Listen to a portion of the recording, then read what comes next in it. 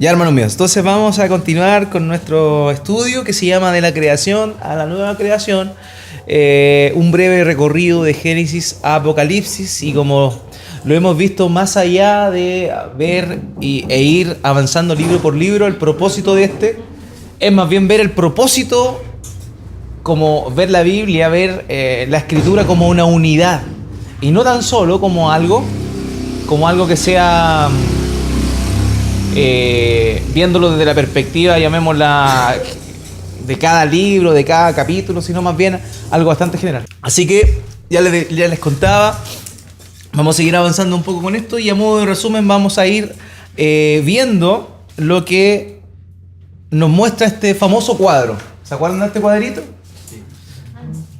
El famoso cuadro que ya cada vez va creciendo más y más y más, que nos muestra cómo es el patrón del reino de Dios a lo largo de la Escritura. Vemos que el propósito de Dios era relacionarse con su creación, ¿ya? Él es un Dios que es soberano, y su soberanía también implica que es un rey, implica un reinado.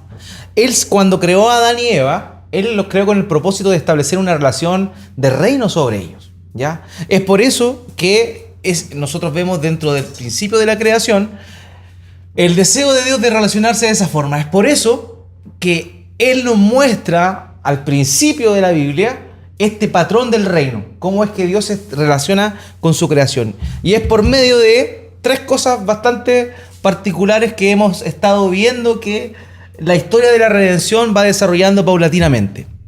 Y esto es que el reino de Dios consiste en tres cosas sumamente sencillas: el pueblo de Dios en el lugar de Dios, bajo el gobierno de Dios y recibiendo su bendición, ¿ya? Esas son las tres cosas las cuales estamos viendo ya hace bastante rato, pero que nos muestran cómo ha ido creciendo, desarrollándose la historia de la redención a lo largo de la Escritura.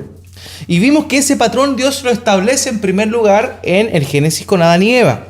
Vemos que en Génesis el patrón del reino correspondería a el pueblo de Dios, Adán y Eva. El lugar de Dios, el jardín. Ese es el lugar que Dios determinó donde se iba a relacionar con su creación. Y luego el gobierno y la bendición de Dios, cuando Dios le da el mandato a Adán y Eva de que coman de todo fruto de árbol, menos de el fruto del árbol del conocimiento del bien y del mal.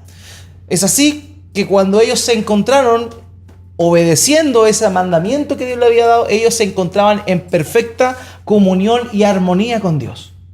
Eran el pueblo de Dios en el lugar que Dios había determinado establecer su relación con ellos, y a la vez ellos estaban bajo su gobierno, puesto que obedecían sus mandamientos. Pero nosotros conocemos la historia. No duró más de 3 capítulos la felicidad y la paz. Irrumpe Satanás, ¿cierto? Y tienta a la mujer. La mujer manda a su marido desde el principio. Y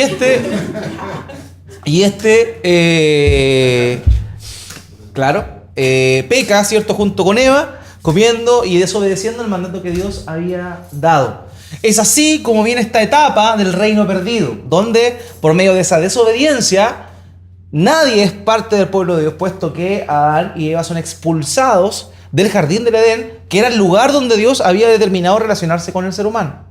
Entonces, como ellos ya desobedecieron, rompieron esa relación de pacto, esa relación de reino con Dios, ya no fueron pueblo de Dios, no son considerados pueblo de Dios. Por otro lado, son expulsados del lugar donde Dios había determinado relacionarse con ellos.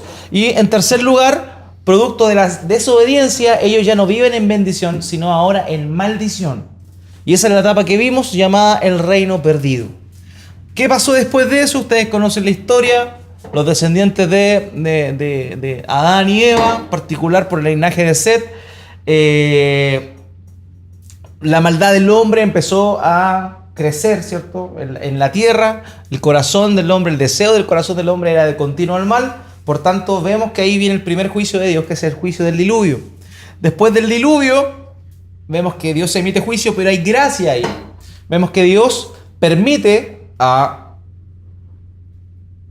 Noé y su familia, 8 personas en total, y les permite vivir, y eso nos muestra la gracia de Dios. Pese a que Él podía haber raído a toda la humanidad, Él dejó a un remanente para poder continuar con esa relación de reino. Es así que después de ver Noé y sus descendientes, pasaron unos cuantos años más y viene otra rebelión más de parte del ser humano, la famosa Torre de Babel, ¿se acuerdan de ello?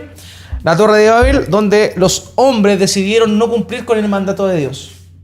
Recordemos que en Noé, de alguna forma, el mismo mandato que Dios había dado a Adán, se lo repite a Noé. Reproduzcanse, llenen la tierra y todo eso. Pero ¿qué pasó con la gente de Babel? Ellos dijeron, no, nosotros no queremos poblar la tierra, no queremos reproducirlos, pero queremos quedarnos aquí nomás. Y queremos hacernos un propio nombre, que la gente nos conozca y que todos sepan que este es el reino de Babel. Entonces Dios emite un juicio, puesto que ellos están desobedeciendo el mandato de Dios, ¿cierto? Y emite un juicio, y ese juicio se traduce finalmente en la dispersión, ¿cierto? Las familias son dispersadas alrededor del mundo, y también las lenguas, los idiomas, nacen ahí. Antes de eso, antes de Babel, todos los hombres hablaban la misma lengua.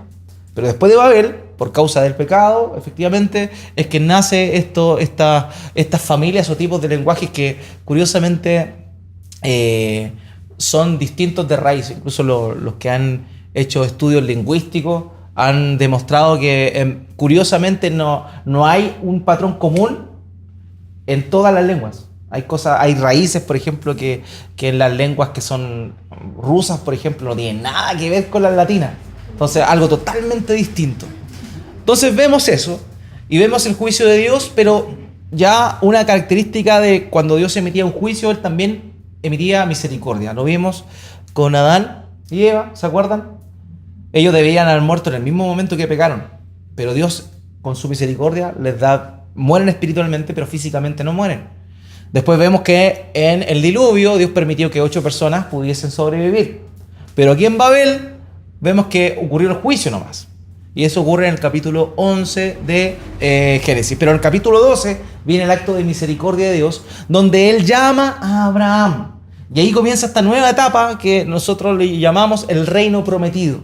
Donde Dios, por el puro afecto de su voluntad, por gracia simplemente, porque no tenía necesidad de ello, Él desea comunicarse de nuevo y establecer una relación de reino con el ser humano. No tan solo con Abraham, sino con todo el ser humano por medio de Abraham. Abraham es el mediador de esa nueva relación que Dios quiere establecer con su creación. Entonces Dios se manifiesta a Abraham y le hace precisamente las promesas del reino. En primer lugar, le promete una descendencia.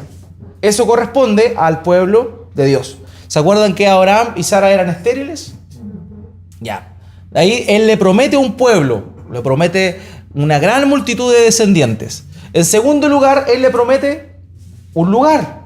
Les dice a Abraham, vete de esta tierra y de tu parentela a la tierra que yo te voy a mostrar. Entonces vemos que Él le promete la tierra de Canaán como heredad, ¿ya? Y ahí vemos que ya están esos dos primeros elementos de relación de reino, de pacto, que es el pueblo de Dios, la descendencia de Abraham, el lugar de Dios, la tierra de Canaán, la tierra prometida, y finalmente le da la promesa que los va a bendecir, y por medio de esa bendición a Abraham todas las naciones. Avanzamos en la historia, ¿cierto?, del relato bíblico, y vemos que esto no ocurre de una manera directa, sino que incluso el pueblo hebreo es esclavo más de 400 años en Egipto. Pareciera que las promesas no se están cumpliendo, puesto que Dios ya le dijo a Abraham que iba a bendecirlo, que le iba a dar tierra, pero vemos que el pueblo hebreo, los descendientes de Abraham, están estacionados por más de 400 años en Egipto sufriendo esclavitud. Ahora, ¿se acuerdan que nos hicimos la pregunta por qué razón ocurría esto? Y esto era sencillo, en verdad. Era por causa del pecado. Porque a partir de que el reino se pierde, el hombre ya no puede tener una relación con Dios como la tuvo en un momento original Adán y Eva. Adán y Eva estaban sin pecado. Mientras ellos estuvieron sin pecado, no tenían problemas para relacionarse con Dios. Pero después de la caída, el problema del pecado es algo que está enquistado en el ser humano. Entonces, pese a que Dios en su misericordia extiende su gracia y le promete una relación nuevamente a Abraham, y por medio de Abraham a todas las naciones de la tierra, el problema era que aún existía el pecado. Entonces, como aún existía el pecado, Dios permite que el pueblo sufra aflicción en Egipto por más de 400 años. ¿Con qué propósito? Con el propósito de salvarlo. Para que el pueblo se diera cuenta de que ellos por su propia fuerza o por sus virtudes no eran el pueblo de Dios, sino que eran por la pura gracia de Dios. Entonces Dios los salva y los saca de ese tiempo de esclavitud y los lleva y les promete. Y empieza el cumplimiento de las promesas que Dios le había hecho a Abraham. Recordemos, lo que pasa con Moisés y el Éxodo no es algo distinto, sino más bien el cumplimiento de las cosas que Dios le prometió a Abraham. Ellos son los descendientes de Abraham, ¿cierto? Se iban a establecer en la tierra de Canaán y iban a recibir la bendición de Dios y por medio de ese pueblo la bendición de toda la tierra. Entonces es así como después de que Moisés, ¿cierto?, con mano poderosa de parte de Dios, saca al pueblo de Egipto, comienza a vivirse esta etapa llamada el reino parcial, donde aparentemente todas las promesas, y de hecho todas las promesas de Dios se cumplen a la perfección. Todo lo que Dios le había prometido a Abraham se cumple en el reino parcial. Y el reino parcial comprende el periodo básicamente entre Moisés hasta Salomón. ¿Ya? Entonces lo vimos la última vez. Sí, la última vez. El viernes pasado lo vimos. Entonces, eso es lo que ocurrió. Entonces empieza a cumplirse las promesas que Dios le había hecho a Abraham en el pueblo, en particular en Josué, y posteriormente se cumple de manera perfecta con el reinado, porque recuerden algo interesante e importante. A esto, en esta etapa se añade una nueva promesa que ya estaba de alguna manera dicha previamente. ¿Se acuerdan que el problema del pecado hacía que el hombre no pudiese ser gobernado por Dios? Por tanto, era necesario un mediador entre Dios y el pueblo. Y ese mediador de gobierno era un rey. Entonces la promesa de un rey se empieza a dilucidar y acá en el tiempo del reino parcial se cumple. El primer rey fue Saúl, ¿recuerdan eso? Saúl, y después de eso era un rey caído. El rey Saúl fue el rey que nació o fue levantado no por el deseo de Dios, sino por el deseo del hombre. Porque él había establecido que el reinado iba a venir de la tribu de Judá. Cuando Jacob se está despidiendo de sus hijos, pronto a morir, cuando llega a Egipto, él le promete, cuando está bendiciendo a los hijos, como profeta, él habla de que el trono nunca se iba, o el cetro nunca se iba a apartar de Judá. Por tanto, todo descendiente de Jacob sabía que la tribu que iba a reinar sobre ellos era la tribu de Judá. Sin embargo, como ellos en el tiempo de Samuel querían ser como las otras naciones, Dios les permite eso, pero dice, bueno, ya que ustedes quieren hacerlo a su pinta, les voy a dar un rey a su pinta. Entonces le da a Saúl el primer intento fallido de reinado. Era un rey como ellos querían. Recuerden lo que dice la escritura, un hombre alto que todo no les pasaba en el hombro. Dice que... El punto es que era un hombre que como ellos lo hubiesen escogido. Un hombre alto, fornido, con una anatomía imponente para los enemigos. Pero ese rey no era el rey que Dios había establecido. Dios quería un rey y un rey conforme a su corazón. Entonces después que Saúl desobedece de una manera reiterativa, Dios lo desecha y manda a el profeta Samuel a buscar a David.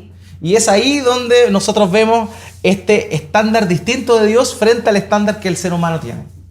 El pueblo había escogido y le cantó el rey que medía 2,15 metros y que era musculoso. Pero Dios escogió al menor de 8 hermanos, al que en ese tiempo, culturalmente, al hijo más chico, el que se le explotaba, por así decirlo, tenía que hacerse cargo del rebaño. Y él era el que estaba en el rebaño, metido ahí alimentando al ganado. Y así vemos que Dios escoge a ese hombre conforme a su corazón. ¿Ya? Es así, buenas noches, es así que vemos que ahí se empieza a cumplir el reino. Y en el tiempo de Salomón en particular, se cumple nuevamente cada una de las promesas que Dios había hecho a Abraham. Todo el terreno que Dios había prometido, toda la tierra que había prometido, Dios se la había dado. De hecho, lo leímos, el último pasaje que leímos la semana pasada, que decía que Dios le dio paz a Salomón de sus enemigos y que todas las promesas que Dios había hecho se cumplían. ¿Ya?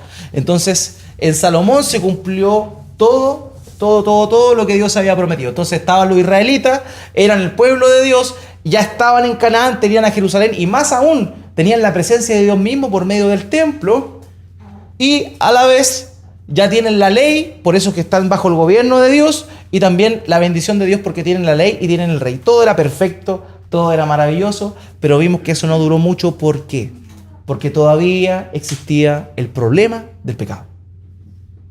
O sea, mientras el pecado exista, la relación de Dios con el hombre nunca va a ser perfecta.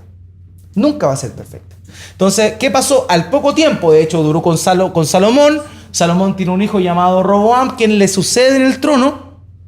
Roboam, al poco tiempo, por producto de su necedad, la nación de Israel se divide en los reinos de las 10 tribus del norte y las 2 tribus del sur que quedaron a cargo del linaje de Judá, de los descendientes de David, por así decirlo, y la parte del norte, el opositor de Salomón, de Roboam, llamado Jeroboam, es quien se hace cargo y el reino del norte comienza rápidamente a rebelarse contra Dios. A la semana ya tenían erigido un nuevo templo porque no querían que los que estaban en su parte del reino fueran a adorar a Jerusalén. Entonces este rey manda a erigir 2 becerros tremendos para que ellos fueran y adorasen ahí. Entonces ya empieza la idolatría, el reino del norte queda la patada en verdad y posteriormente el reino del sur pasa exactamente lo mismo. Vemos entonces acá que todo lo que Dios había prometido se cumplió con ellos, pero como el problema del pecado aún existía en sus corazones, las promesas de Dios no iban a poder llevarse a cabo de una manera permanente. Es así entonces como después de estos reinos que se dividen, quedamos en esta condición. El reino se cumplió parcialmente, pero después de ese cumplimiento perfecto, ya no están en el lugar de Dios. En el 722 aproximadamente, los asirios conquistan a las 10 tribus del norte. En el 722 y en el 538, Babilonia conquista a el reino del sur, Judá. Aproximadamente 200 años de diferencia. Dios tuvo mayor compasión con Judá, porque le dio 200 años para que se arrepintieran. Ellos vieron el ejemplo de sus hermanos del norte y aún así desobedecieron. Toda esa bendición que Dios le había dado ya no estaba. Ellos ya no eran el pueblo de Dios, porque la característica del pueblo de Dios es que obedece a su rey. Como su corazón estaba muerto en su delito de pecado, evidentemente no podían cumplir con ello, ¿ya? Pese a que había un remanente fiel y siempre lo hubo. Ahora bien, ellos ya no están en el lugar de Dios, por eso es que son deportados. Por eso que en primer lugar los asirios se llevan a las 10 tribus del norte y posteriormente los babilonios se llevan a las 2 tribus del sur. ¿Por qué? Porque ellos habían desobedecido y se habían rebelado contra su rey. Por tanto, como ya no eran parte del pueblo de Dios, no podían estar en el lugar de Dios, que era la tierra que Dios le había prometido. En segundo lugar, ya no están bajo la bendición de Dios, sino más bien bajo la maldición de Dios. Ya vemos todo lo que ocurre, todas las muertes que pasan, todas las tragedias que le pasó al pueblo. Finalmente ya no son considerados el pueblo de Dios. Es así como el panorama quedó nuevamente desalentador. Era como que nada hubiese pasado en verdad. Toda la gloria que en un momento se alcanzó, rápidamente se perdió. Es así entonces como ahora vamos a entrar en esta nueva etapa. Y esta etapa es la última etapa antes de entrar a lo que nosotros conocemos como el Nuevo Testamento. Esta etapa que vamos a ver hoy día es el reino profetizado. Y incluye desde, obviamente, el periodo previo al exilio hasta el último profeta, que fue Malaquías, ¿ya? Es el reino profetizado. Nosotros vemos, ¿cierto?, que a partir Moisés es considerado profeta. Adán incluso es considerado profeta, ¿ya? El mismo Jacob es considerado profeta. La imagen del profeta siempre estuvo presente, pero es aquí, en esta etapa, donde más se manifiesta o más nosotros podemos ver la imagen o la figura del profeta hablándole al pueblo. Es por eso que es necesario que nosotros entendamos cuál era el propósito de la profecía. Primera de Pedro, capítulo 1, versículo 21. ¿Quién? Porque la profecía no ha tenido su origen en la voluntad humana, sino que los profetas hablaron de parte de Dios, impulsados por el Espíritu Santo. Antes de comenzar a desarrollar esta etapa, es necesario tener esto en claro. La labor del profeta, nosotros normalmente cuando hablamos de profecía, nos referimos, no sé, en la mente del común de la gente está Nostradamus, por ejemplo. El profeta, Nostradamus. ¿Y qué hacía Nostradamus? Básicamente adivinaba el futuro por medio de cosas que ni él se entiende. Esa es la cosmovisión que la gente, o la visión en verdad, que la gente tiene sobre la profecía. Pero la profecía no es eso. La profecía no es, incluye la predicción, pero la profecía no es predicción. La profecía es hablar de parte de Dios. Eso es lo que aquí este mismo pasaje está diciendo, porque la profecía no ha tenido su origen en la voluntad humana, sino que los profetas hablaron de parte de Dios. La profecía es hablar de parte de Dios, es ser un vocero de Dios. Eso era la labor de un profeta. ¿Ya? Este hermano Vaughan Roberts dice lo siguiente respecto a la labor del profeta como alguien que era un custodio del pacto que Dios había hecho. Hermanos, los profetas, si nosotros somos súper rigurosos en lo que la Escritura dice, los profetas no dijeron nada que Dios no haya dicho durante el libro de Deuteronomio. Si usted ve todo lo que le pasó a el pueblo israelita, ya sea las 10 tribus del norte o las 2 tribus del sur, todo lo que le pasó era lo que Dios había dicho por medio en Deuteronomio a Moisés. Entonces la labor de los profetas era recordarle lo que Dios ya había hablado. Por favor, acompáñeme con su Biblia a Deuteronomio capítulo 28. Deuteronomio capítulo 28, versículos 15 al 25. ¿Quién lo puede leer, por favor? Pero acontecerá, si no oyeres la voz de Jehová tu Dios, para procurar cumplir todos sus mandamientos y sus estatutos que yo te intimo hoy, que vendrán sobre ti todas estas maldiciones y te alcanzarán. Maldito serás tú en la ciudad y maldito en el campo. Maldita tu canasta y tu arteza de amasar. Maldito el fruto de tu vientre, el fruto de tu tierra, la cría de tus vacas y los rebaños de tus ovejas. Maldito serás en tu entrar y maldito en tu salida. Y Jehová enviará contra ti la maldición, quebranto y asombro en todo cuanto pusieres mano e hicieres, hasta que seas destruido y perezcas pronto a causa de la maldad de tus obras por las cuales me habrás dejado. Jehová traerá sobre ti mortandad, hasta que te consuma de la tierra a la cual entras para tomar posesión de ella. Jehová te herirá de tisis, de fiebre, de inflamación y de ardor, con sequía, con calamidad repentina y con añublo, y te perseguirán hasta que perezcas. Y los cielos que están sobre tu cabeza serán de bronce, y la tierra que está debajo de ti de hierro. Dará Jehová por lluvia a tu tierra polvo y ceniza, de los cielos descenderán sobre ti hasta que perezcas. Jehová te entregará derrotado delante de tus enemigos, por un camino saldrás contra ellos, y por 7 caminos huirás delante de ellos, y serás vejado por todos los reinos de la tierra. Ahora, por favor, hermano, lee desde el versículo 49 hasta el 53. Jehová traerá contra ti una nación de lejos, del extremo de la tierra, que vuelve como águila, nación cuya lengua no entiendes, gente fiera de rostro, que no tendrá respeto al anciano ni perdonará al niño, y comerá el fruto de tu bestia y el fruto de tu tierra, hasta que perezcas, y no te dejará grano, ni mosto, ni aceite, ni la cría de tus vacas, ni los rebaños de tus ovejas, hasta destruirte. Pondrá sitio a todas tus ciudades, hasta que caigan tus muros altos y fortificados en que tú confías, en toda tu tierra. Sitiará pues todas tus ciudades y toda la tierra que Jehová, tu Dios, te hubiera dado.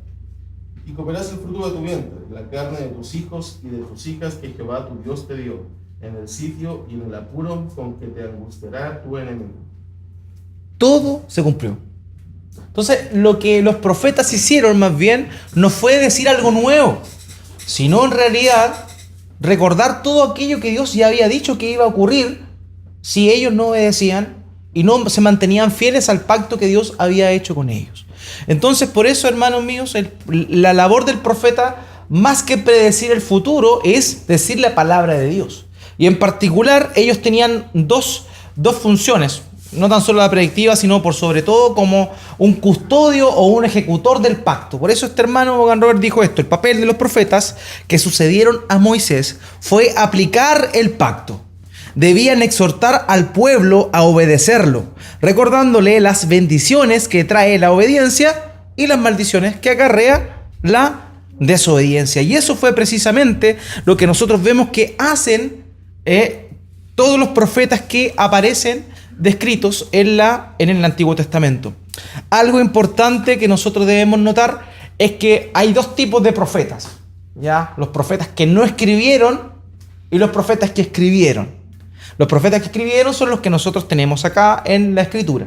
Pero hay muchos profetas no menos importantes e incluso más importantes, muchos de ellos, de los que sí escribieron, que nosotros no tenemos sus palabras escritas de su propio puño, ¿ya? Tal es el caso, por ejemplo, Samuel, se supone que sí tenemos Samuel, pero Natán, por ejemplo, quien fue el profeta que increpó a David luego de su pecado, era un profeta, ¿ya? Pero no tenemos nada escrito de Natán.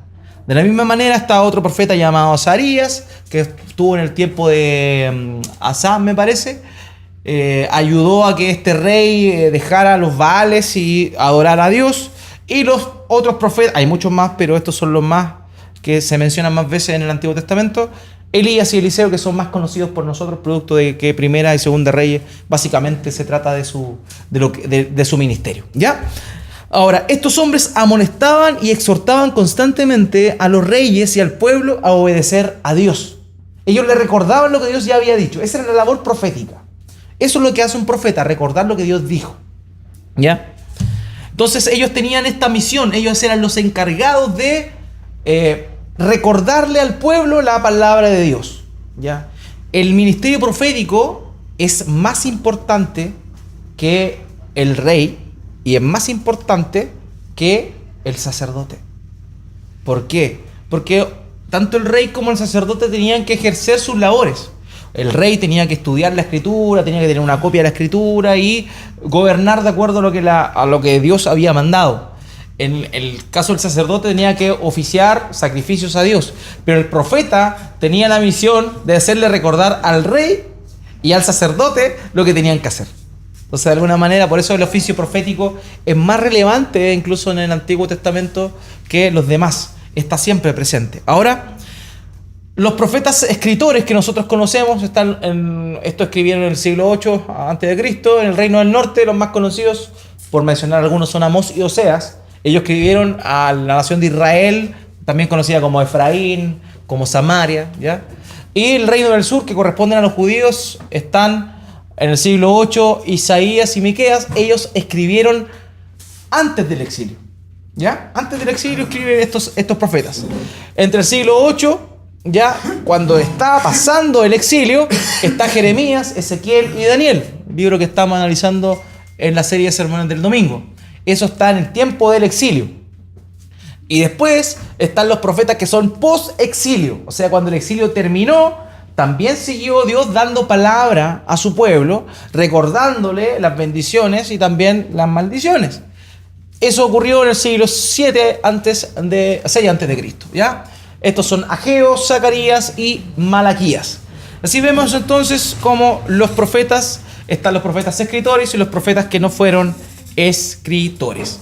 Es así, como ya lo vimos, que el oficio del profeta, más allá de ser un adivino, alguien que habla de augurios futuros, más bien hace alusión a un predicador, a alguien que repite lo que Dios ya dijo. Esa es la esencia de un profeta, ¿ya? Así que este hermano Vaughan Roberts dijo: no debemos pensar que los profetas solo predican lo que Dios hará por medio de Cristo en el futuro. Muchas veces nosotros tenemos esa idea. Es cierto, los profetas hablaron de Cristo y nosotros lo tenemos más que claro. Todo el mensaje apuntaba al Señor Jesucristo, pero no tan solo era esa su misión. Dice, los profetas cuyo mensaje principal era el juicio, primero hablaban al pueblo de su tiempo, ya que eran predicadores y no solo predictores. No tan solo se preocupaban o ocupaban en predecir lo que iba a ocurrir, sino en realidad exhortaban al pueblo al arrepentimiento. Entonces, es así como los profetas anunciaron, y producto que hubo desobediencia, Hubo desobediencia, Dios emite juicio ahora por medio de sus profetas. Así que la desobediencia de ambos pueblos, el israelita en el lado norte y el judío en el lado sur, hace que el contenido profético sea de juicio inmediato y local. Hay juicio, vamos a ver libros proféticos en particular, que son juicios claros a tanto a la nación de Judá como a la nación de Israel. Y vemos también que también en los profetas muchas oportunidades hablan del juicio universal.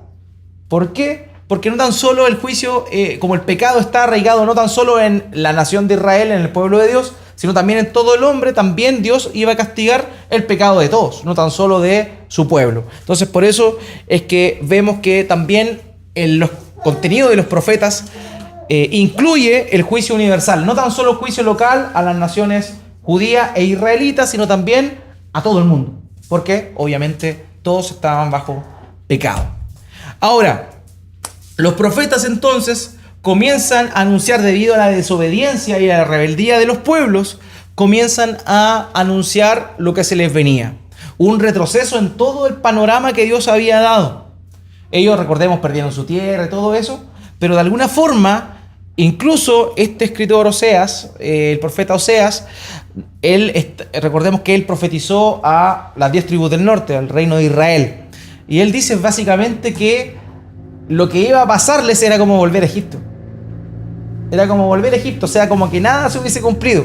Su desobediencia fue tal, era como que en realidad volvieron atrás con todo. ¿Quién puede leer, por favor, este texto que aparece ahí en Oseas 9, del 1 al 6? No te alegres, Israel, no hagas fiesta como en las naciones, porque te has prostituido, le has sido infiel a tu Dios, prefieres la paga de prostituta que recibes en todos los trigales. Ni el trigo ni la uva podrán alimentarlos, el vino nuevo no tendrá el gusto que esperaban, no habitarán en la tierra del Señor. Efraín regresará a Egipto y comerá inmundicias en Asiria. No le ofrecerán al Señor más libaciones de vino, ni le serán gratos sus sacrificios. Se les volverá pan de lágrimas. Quienes lo coman quedarán impuros. Tal vez les sirva para matar el hambre, pero no tendrá cabida en la casa del Señor. ¿Quedan ustedes en los días de fiesta o en las peregrinaciones en honor del Señor? Aunque escapen de la destrucción, los recogerá Egipto y los enterrará Memphis. Sus tesoros de plata se llenarán de ortigas y los espinos invadirán sus carpas. Entonces aquí vemos como el profeta Oseas emite juicio a la nación de Israel, o sea, a las 10 tribus del norte. Aquí vamos a ver ahora como Isaías hace lo mismo, pero ahora a las 2 tribus del sur. Isaías capítulo 10, versículo 10 al 11. Así como alcanzó mi mano a los reinos de los ídolos, reinos cuyas imágenes superaban a las de Jerusalén y de Samaria. Y así como hice con Samaria y sus dioses, también haré con Jerusalén y sus ídolos. Entonces aquí el juicio es inminente, ya sea Israel o sea Judá. Como ellos desobedecieron, no tuvieron en cuenta al Dios que había hecho un pacto con ellos, entonces viene el juicio, el castigo por causa de su pecado. Pero también, como les comenté, los profetas no tan solo anunciaron destrucción única y exclusivamente a las 10 tribus del norte y a las 2 tribus del sur, sino también a todo el mundo. Y es aquí, por ejemplo, en Jeremías capítulo 4, versos 23 al 26, como vemos que Dios emite su juicio sobre toda la tierra, en verdad, sobre todo el planeta, todas las naciones, puesto que el problema del pecado está en todos lados. Miré a la tierra y era un caos total. Miré a los cielos y todas las nieblas. Miré a las montañas y estaban temblando. Se sacudían todas las colinas. Miré y no quedaba nadie. Habían huido todas las aves del cielo. Miré y la tierra fértil era un desierto. Yacían en ruinas todas las ciudades por la acción del Señor, por causa de su ardiente ira. Entonces aquí vemos como también Jeremías describe el juicio global, no tan solo de su pueblo. Nunca olvidemos, pese a que en esta etapa de la revelación de Dios, de la revelación bíblica, todo se concentra en la nación de Israel, pero recordemos que la nación de Israel es un medio y no un fin. ¿Se acuerdan de eso? La nación de Israel es un medio. Entonces, por eso, Dios obviamente estaba enjuiciando a su pueblo, puesto que Él había derramado todas sus bendiciones en ellos. Ellos estaban comportándose como aquellos que no eran parte de su pueblo. Entonces, por eso es que Él no tan solo castiga a su pueblo, sino que castiga a todas las naciones, ¿ya? Y prorrumpe, ¿cierto?, castigo para todos. Aquí también vemos lo mismo en Nahum, capítulo 1. Quise poner hartos profetas para que vean que es el mensaje de todos, básicamente de todos los profetas, ¿ya? Nahum, capítulo 1, versículo 4 al 6. Trepa al mar y lo seca, hace que todos los ríos se evaporen. Los montes Basan y Carmelo pierden su lozanía. El verdor del Líbano se marchita. Ante él tiemblan las montañas y desmoronan las colinas. Ante él se agita la tierra, el mundo y cuanto en él habita. ¿Quién podrá enfrentarse a su indignación? ¿Quién resistirá el ardor de su ira? Su furor se derrama como fuego. Ante él se resquebrajan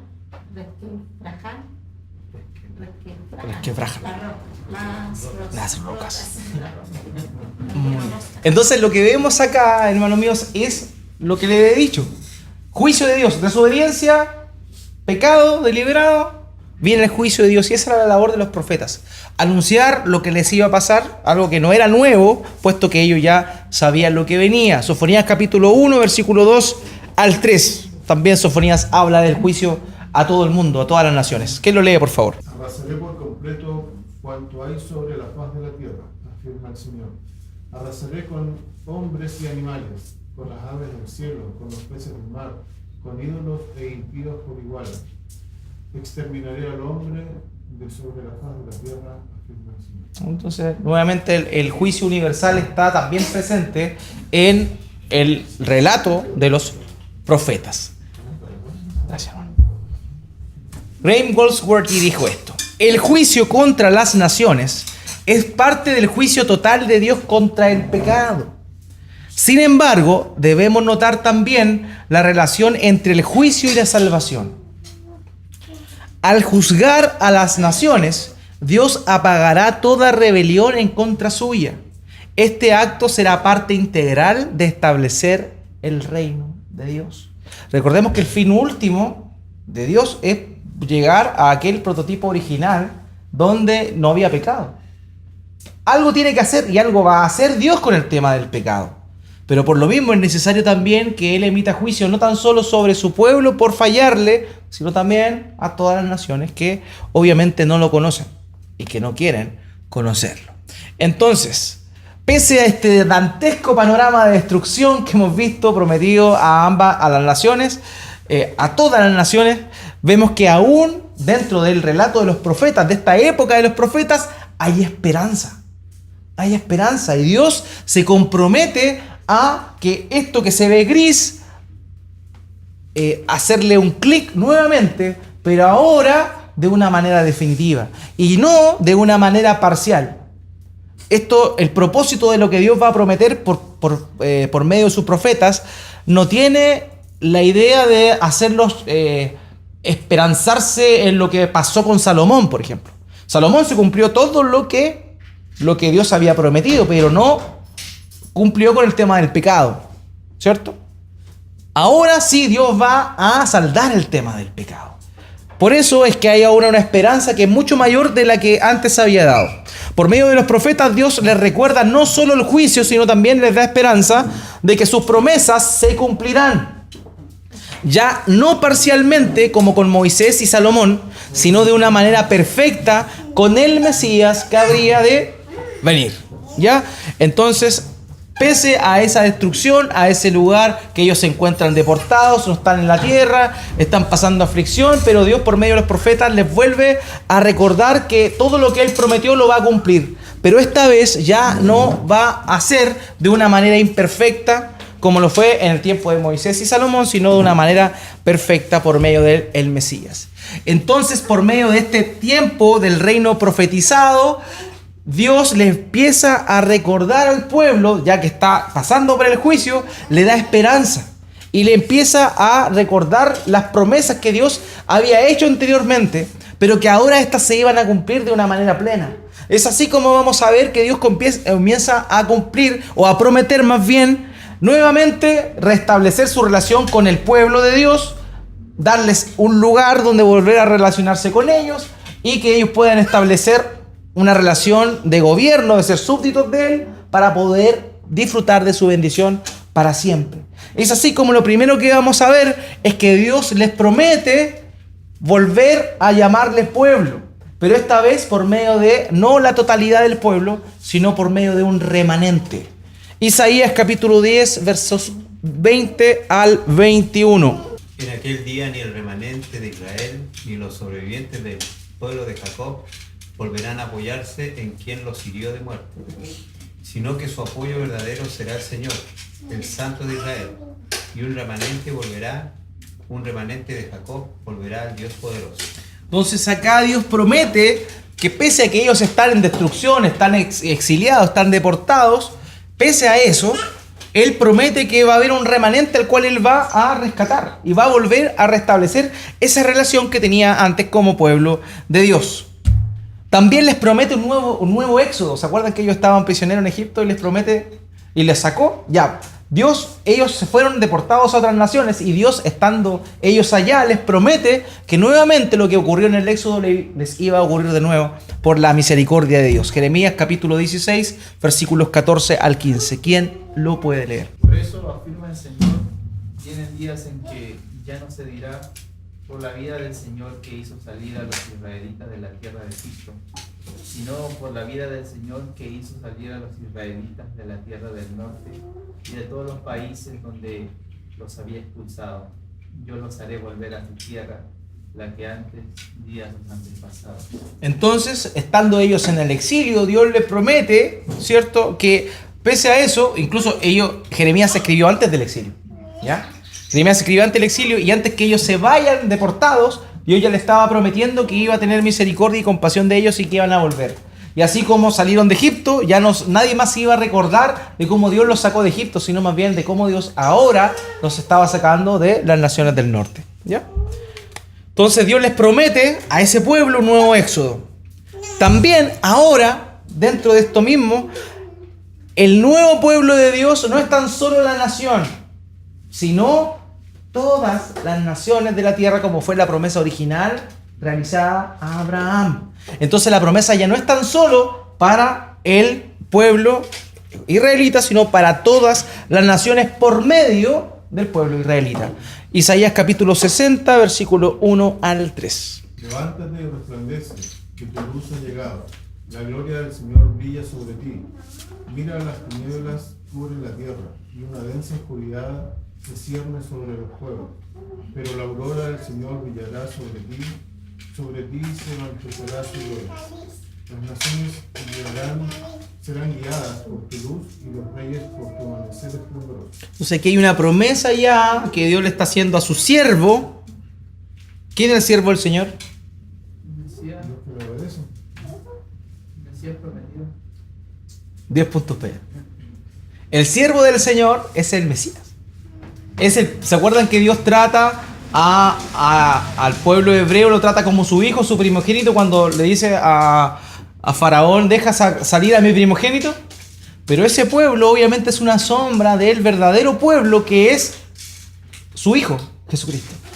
Él es el verdadero pueblo, Jesucristo. En Jesucristo se cumple toda, y la otra semana, Dios mediante, vamos a ver cómo toda la promesa de Dios se cumple efectivamente en Cristo.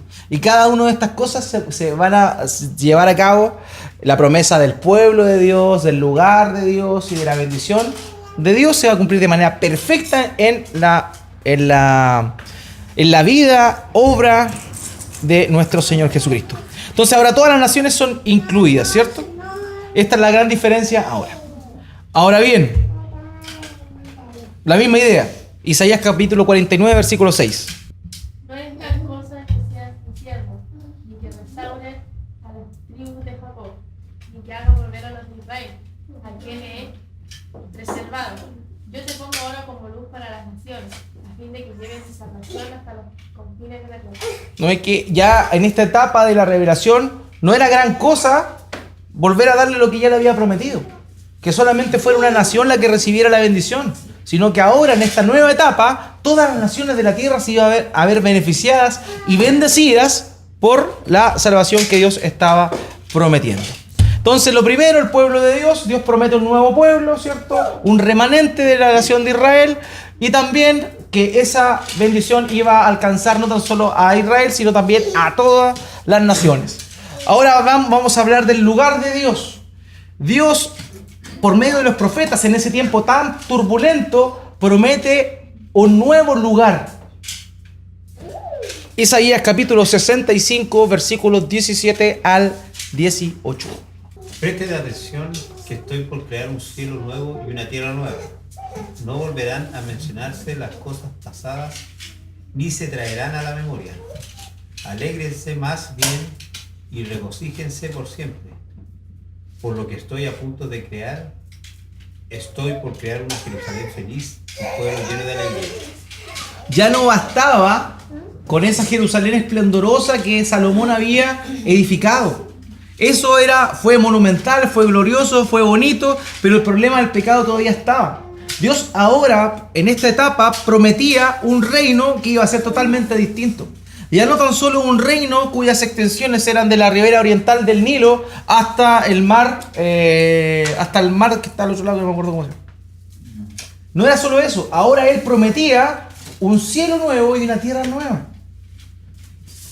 Ese es el lugar de Dios que Él va a prometer por medio de lo que ahora Él va a hacer posterior a esta época del reino profetizado por medio de Jesucristo. ¿Ya? El lugar de Dios. También les promete un nuevo templo. ¿Se acuerdan que la presencia de Dios significaba estar en el lugar de Dios, convivir con Él, habitar con Él? ¿Cierto? Ya. Les promete un nuevo templo. Ezequiel capítulo 40, versículo 2 al 4.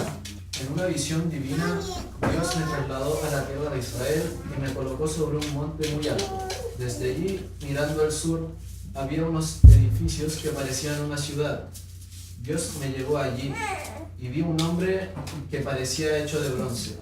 Estaba de pie junto a la puerta y en su mano tenía una cuerda de lino y una vara de medir. Aquel hombre me dijo: Hijo de hombre, abre los ojos y presta atención a todo lo que estoy por mostrarte, pues para eso se te ha traído aquí. Anda luego y comunícale a Israel todo lo que veas. Y ahí empieza en el capítulo 40 la descripción del nuevo templo. Cabe señalar, hermanos míos, que ese templo no hace alusión a un templo físico. Ese templo que describe no es un templo físico, es un templo espiritual. ¿Ya? Algunos dicen que es el tercer templo y toda la cuestión, pero no está hablando de eso, ¿ya? No se está haciendo alusión a eso. Porque la promesa de Dios es definitiva. Es definitiva. ¿Ya? No es en función al pecado, es en función a la perfección que entrega la obra de Cristo. Por eso ya no va a dar una tierra como la tierra prometida de Canaán, sino que la promesa es un cielo nuevo y una tierra nueva. Yo estoy por hacer algo nuevo, un cielo nuevo y una tierra nueva. Eso era lo que Dios había prometido. Ahora Él le da esta visión a Ezequiel de un nuevo templo.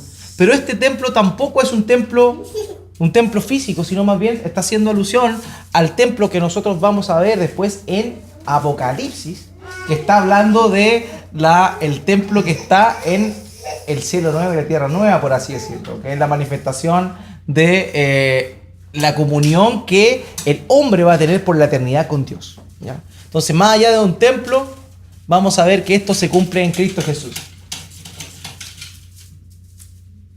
Porque el templo es Cristo Jesús.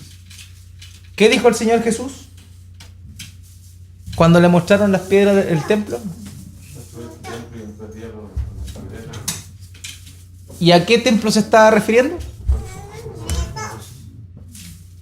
No es necesario un templo o un tercer templo, porque el templo verdadero es Jesucristo. Su cuerpo era su templo.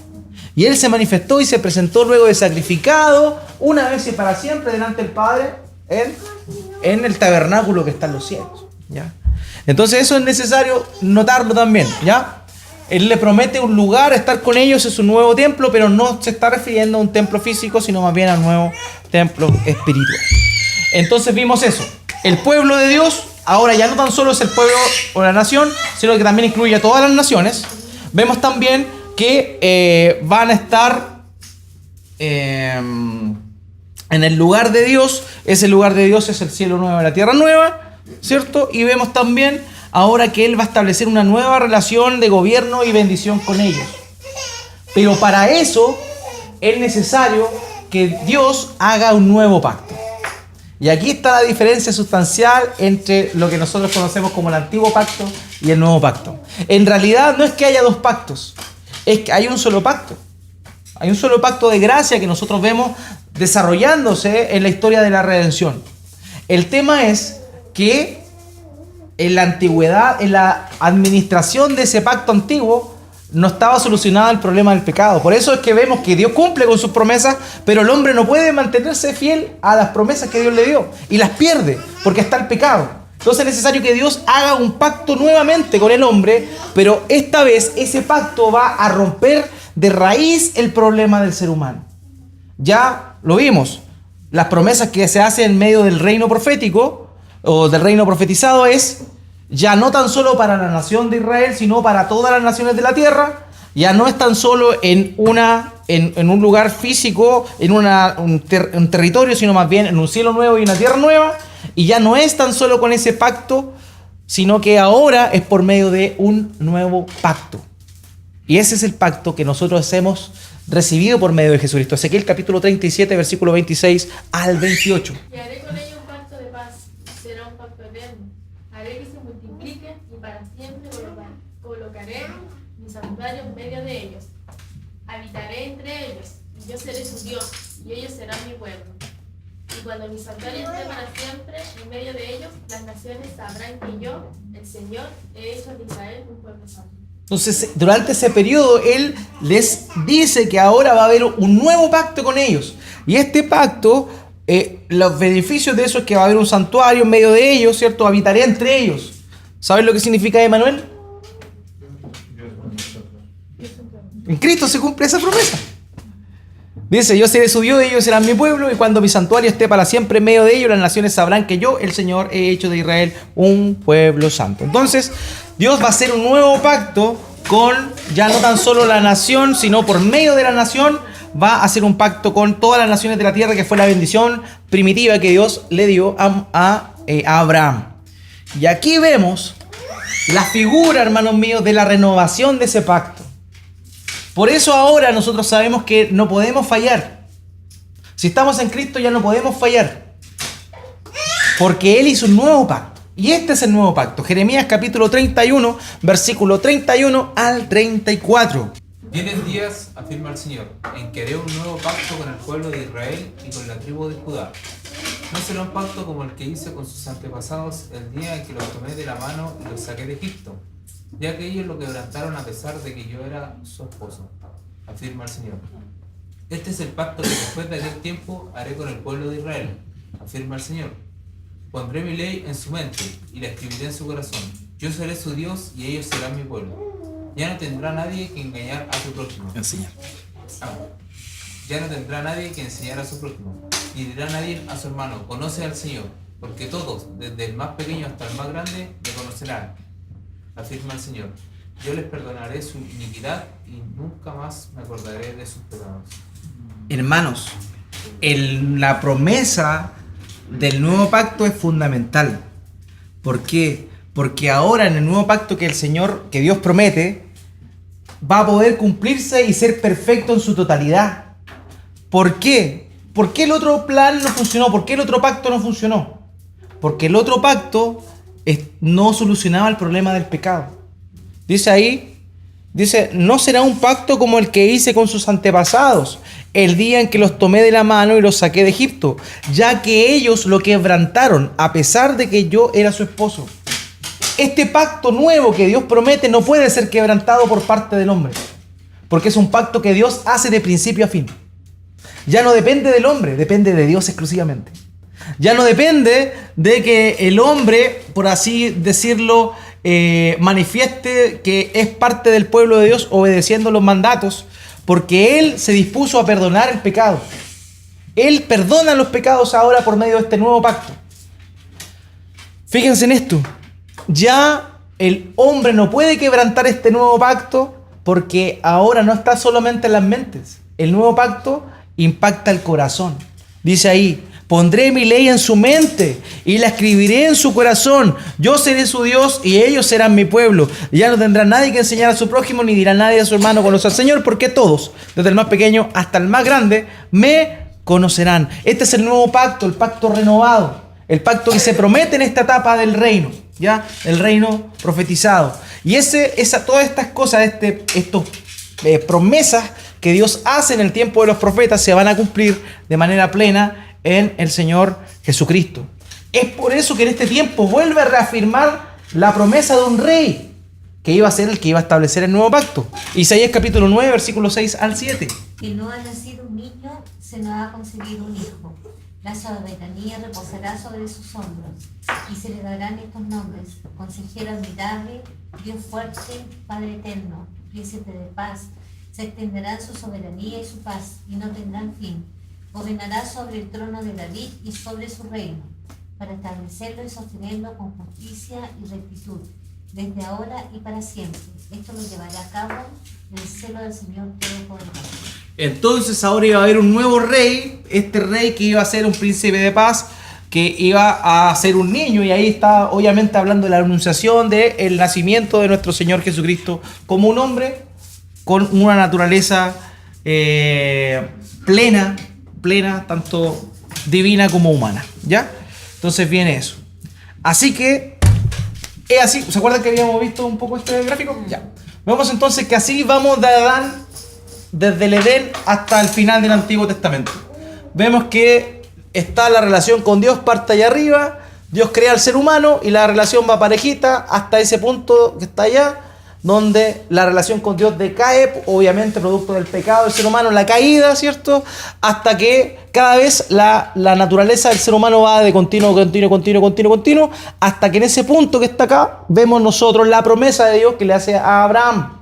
De ahí, paulatinamente, vemos que la relación de Dios y el hombre comienza a crecer nuevamente, ¿cierto? En el Éxodo, cuando Dios le da la ley, la conquista, la monarquía, etcétera.